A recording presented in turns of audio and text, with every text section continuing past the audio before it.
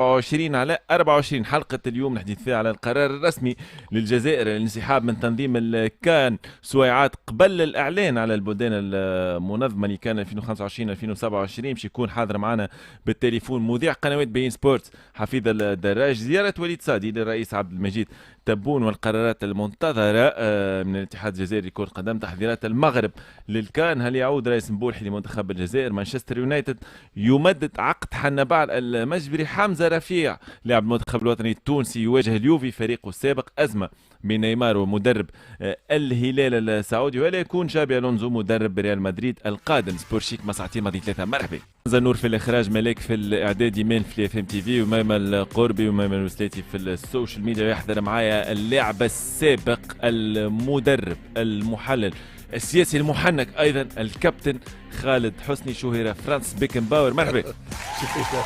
هاكا شويرات سي محمد ولينا.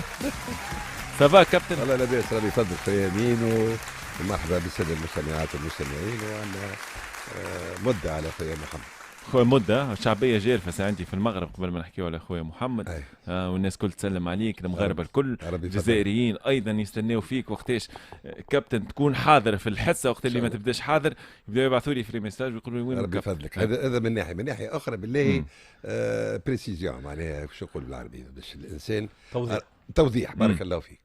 أراه الحصه نتاعنا تنجم تقولها انت شو الكونسيبت. طبعا قلنا الناس يشدوني في الكاس، قول لهم يا ولدي احنا عندنا كونسيبت اخر، بعدها فما حصص رياضيه اخرى. نهتموا كابتن بالشان العربي المغاربي بصفه خاصه، ايضا هو الشان الوطني نحكيو عليه، لكن ليس بنفس العمق. ليس بنفس العمق. صحيح. يبدا فما ماتش كلاسيكو ولا ماتش مهم طبعا، ولو الكلاسيكو المسابقات الافريقيه والمسابقات الاقليميه هذيك طبعا اختصاصنا. مينو رايولا العالم العربي يشجع فريق نيويورك يانكيز، مختص في رياضه البيسبول. محمد سامة مرحبا. هم هو تنظيم كاس افريقيا للامم، كابتن رسمي الجزائر. بلانتيات دونك تاهلنا للنصف النهائي.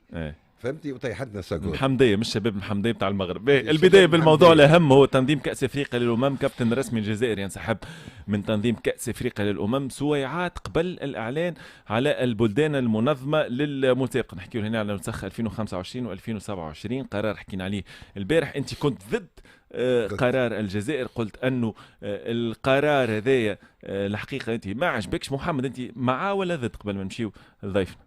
بون احنا نعرفوا. شوف من غير تحليل، اعطيني معاه ولا ضد؟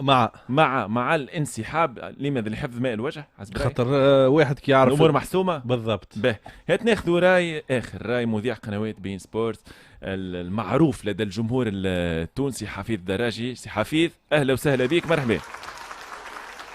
مرحبا بك سي امين، ومرحبا بك بضيوفك، ومرحبا كذلك بكل المستمعين الكرام. سعيد كالعاده بوجودي معكم. مرحبا. سعداء جدا لقبولك الدعوه. كنت تسمع انه كابتن خالد حسني كان ضد القرار هذا، الانسحاب من تنظيم كأس افريقيا للامم.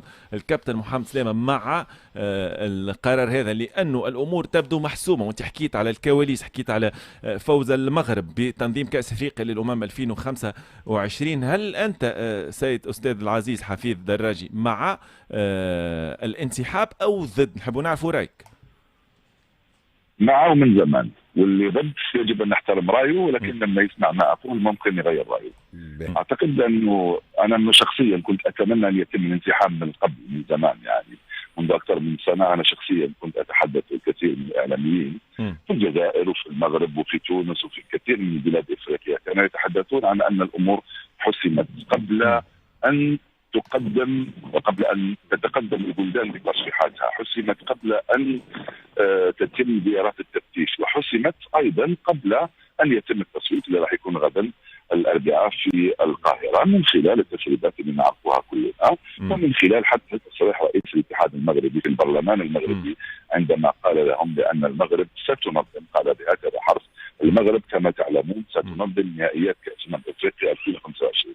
كان على الاتحاد الجزائري ان يعلن انسحابه مدة تعبيرا عن رفضه للاعب يعتقد الجزائريون بانها موجوده على مستوى الكاف، وتعرف بان الجزائر ضعفت في السنوات القليله الماضيه على مستوى التمثيل في القاره الافريقيه، وهذا امر طبيعي جدا لان الدنيا هكذا دوار، نقولوا يوم لك ويوم عليك. لا يجب ان نبكي على هذا، بل بالعكس، برافو اللي يتمكن من انه يفوز بحرب الكواليس، وبرافو على اللي يقدر يفوز ايضا بالنفوذ، الله يسهل عليه. ولكن بالنسبه للجزائريين مع ظهور مكتب جديد ورئيس جديد اتضح بأنه تنظيم كأس أفريقيا ليس من أولوياته، لأنه الخطأ كان من الأول. تعرف بأنه كأس أفريقيا 2025 ستأتي شهر بعد انتخابات الرئاسة في الجزائر، وتأتي شهران بعد انتخابات رئيس جديد للاتحاد الجزائري في مارس 2025. هذه المعطيات كافية لكي الجزائري أو الاتحاد الجزائري يعبر، ينسحب. ليس هو الأول ولا الأخير، الناس انسحبت من تنظيم أولمبياد وتنظيم كأس العالم وتنظيم كؤوس افريقيا وبطولات كثيره جدا. الامر انا بالنسبه لي عادي وطبيعي جدا.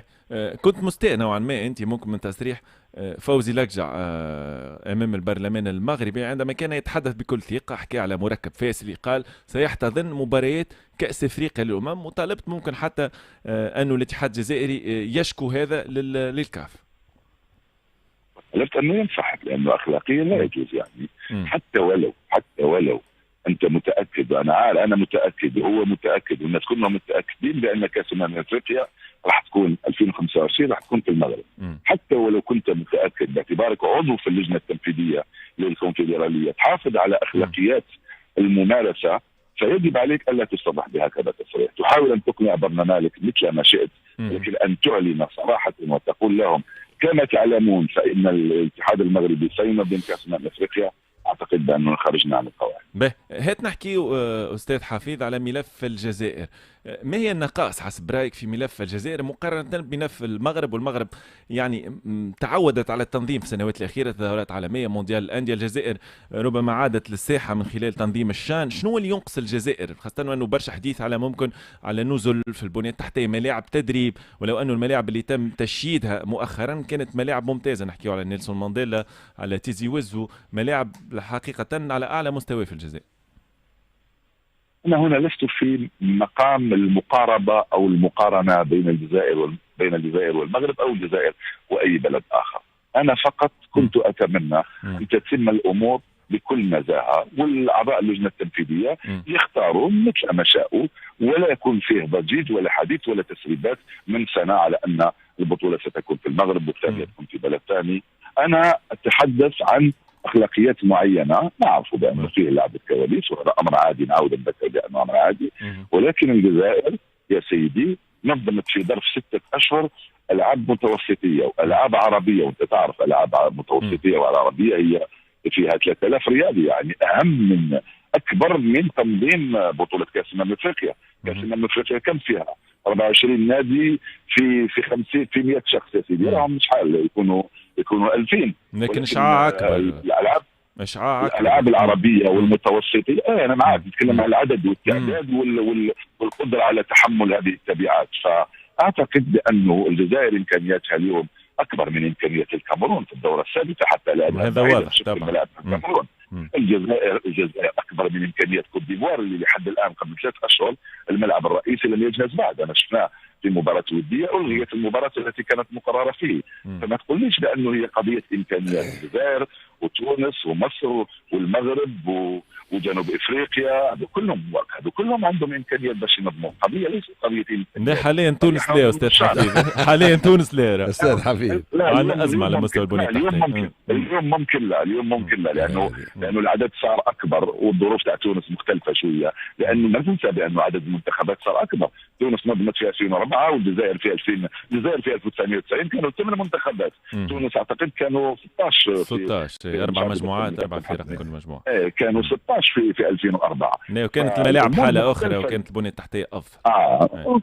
كانت الأمور مختلفة تماما. وبعدين بإفريقيا وشفنا بطولات نظمت في ويعرف الكابتن نظمت ما في لا فنادق ولا ملاعب ولا ملاعب تدريب.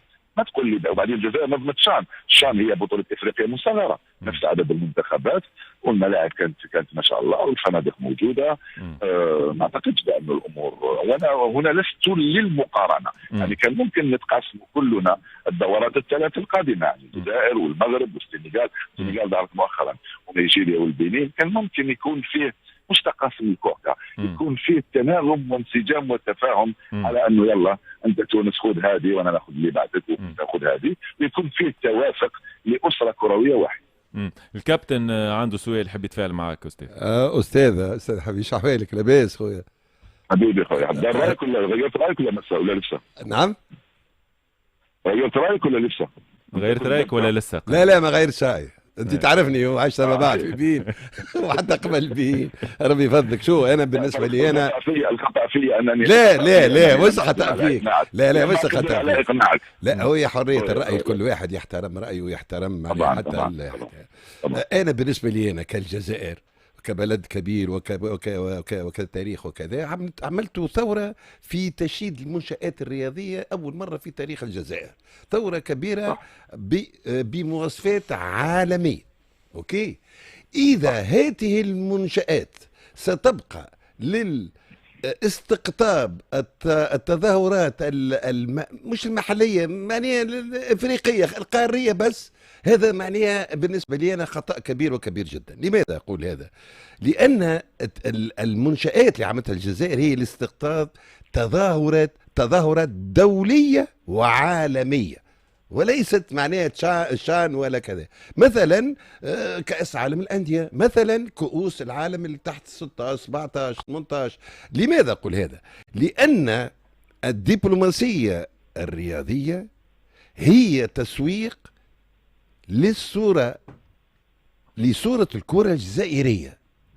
إذا أنا مش ننسحب كل مرة ونقول أنا ما معناها النتيجة معروفة من قبل وكذا وكذا، فهذا عنوان بالنسبة لي أنا، وسامحني يا أستاذ حفيظ، بالنسبة لي أنا هذا عنوان الفشل الذريع عن الدفاع على الملف الجزائري.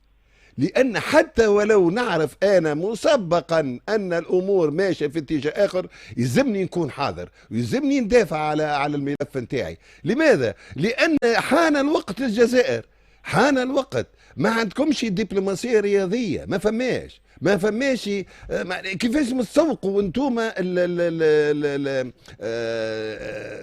صورة معناها بريقة للكرة الجزائرية في العالم. إذا هذه الصورة بالتسويق، هذه الصورة ستكتسبون الدبلوماسية الرياضية وتكون لكم الجزائر مع تأثيرات كبرى وكبرى، مش على الكرة بركة، حتى على أمور أخرى جيوستراتيجية. هذا هو معناه، لا أكثر ولا أقل. أنا عملت معناه وأخيرا عملت كل هذا المجهود وكل الانفستيسمون والاستثمار والتمويل وكل باش في الآخر أنا ننسحب. أنا هذا هو رأيي، أنا لست موافقا أن لا أنسحب. ندخل المباراة حتى ولو مش نخسر، ولكن يجب تكون الجزائر موجودة. اي رايك محترم، وانت تتكلم بشكل نظري يعني بعيدا عن كل الخصوصيات الموجوده، انت تتكلم نظريا ومعك حق، ولكن عمليا فوق ارضيه الميدان الامر مختلف تماما. وبعدين صوره الجزائر اعتقد بانها سوقت بشكل جيد بمناسبه الالعاب البحر الابيض المتوسط، لانه حضور عربي وحضور اوروبي. سوقت ايضا بمناسبه الالعاب العربيه لانه حضور عربي كبير من المشرق الى المغرب. سوقت كذلك في كان 2017 كان اقل من 17 سنه، سوقت في الشام. اما على مستوى الكان فالامر مختلف تماما، وهناك حسابات اخرى. انا معك باننا لم نحسن ولا نحسن كيف نسوق لصورتنا وكيف نسوق للكثير من الايجابيات سواء في الداخل او في الخارج، ولكن هذا لا يعني بأنك تدخل حرب خاسرة. أنا في البداية قلت لك بأنه أنا كنت أتمنى أن يتم الانسحاب قبل سنة أو سنة ونصف من قبل، لأنه كنا عارفين بأن الأمر متوجه نحو هذا الأمر وعارفين الكاف إلى أين يتوجه. أما أن تقول لي بأنه شيدنا كل هذه المرافق من أجل تنظيم كأس أفريقيا، لا أعتقد يا كابتن. لا شو أستاذ أولادنا معناها سامحني، أولادنا حتى لا أوكي لا اي معناها شو استاذ حفيظ، ما تفهمنيش بالغلط. هو هذايا مكسب الساعه، لا هو مكسب لكره القدم الجزائريه والرياضه الجزائريه عامه. ولكن انت قبل في تفسيرك استاذ تقول ان الكان لو الجزائر كانت تاخذ كان ما يجي في الوقت نتاع الانتخابات الرئاسيه ومانيش عارف. هي هذا كل كانوا الانسان اللي قبل ما يقدم الملف كان عارف على هذه المواعيد. هذه المواعيد معناها الهامه وهامه جدا بالنسبه للحياه السياسيه او الرياضيه الجزائريه. هذا هو معناه ولا سوء تقدير. بارك الله فيك استاذ، يعيش. استاذ خلينا نحكي كرة قدم شوية. الكان على الأبواب، في ظرف 13 أو أقل ستقام كأس أفريقيا للأمم في الكوت ديفوار. ما رأيك في سياسة التشبيب التي يتبعها جمال بالماضي؟ رأيك في المجموعة الحالية للمنتخب الجزائري وحظوظ أيضا الفرق المغاربية، نحكي على تونس، على المغرب، على مصر، خاصة المغرب الذي بلغ نصف نهائي مونديال قطر 2022 ومطالب بالتأكيد في الكان. الظروف ستكون مختلفة أكيد، ليست مثل قطر، يعني كوت ديفوار ليست نفس الظروف طبعا. أعتقد بأن حظوظ المنتخبات المغاربية أوفر وأكبر بكثير، وعلى رأسهم المغرب، هذا ولا واحد يقدر يشك فيها ويتراجع عنه. بعدين يأتي كلية بنفس الحظوظ مصر والجزائر وتونس، لكن المغرب يبقى الأوفر حظا نظريا وعلى الورق. أنت تعرف ظروف إفريقيا مختلفة تماما عن ظروف اللي لعبت فيها مونديال قطر. بالنسبة لسؤالك الأول بالنسبة للمنتخب الجزائري، أعتقد بأن العمل اللي يقوم به جمال بالماضي الآن في منتهى الروعة، أنه قدر يغذي المنتخب بجيل جديد، شبان جديد. أولا خلقوا المنافسة، ثانيا خلونا ندرك بأنه المنتخب الجزائري عنده مستقبل. يعني المنتخب الجزائري مش فقط محرز وسفيان فغولي، إسلام سليماني، بوجاحلة، كاين أولاد جايين وجيل صاعد يضمن لك ممكن سنوات أخرى من الديمومة بالنسبة للمنتخب الجزائري، يخلق منافسة. لذلك أنا كنت أتمنى أن يتم ذلك مباشرة بعد الإقصاء من مونديال قطر. هو جمال تأخر، عنده حساباته، أنا لم أسأله لذلك لا أملك الإجابة، فكنت أتمنى أن يكون ذلك بعد الإقصاء. لا تنسوا الإعجاب بالفيديو والاشتراك في القناة تشجيعا لنا لنستمر بنشر المزيد.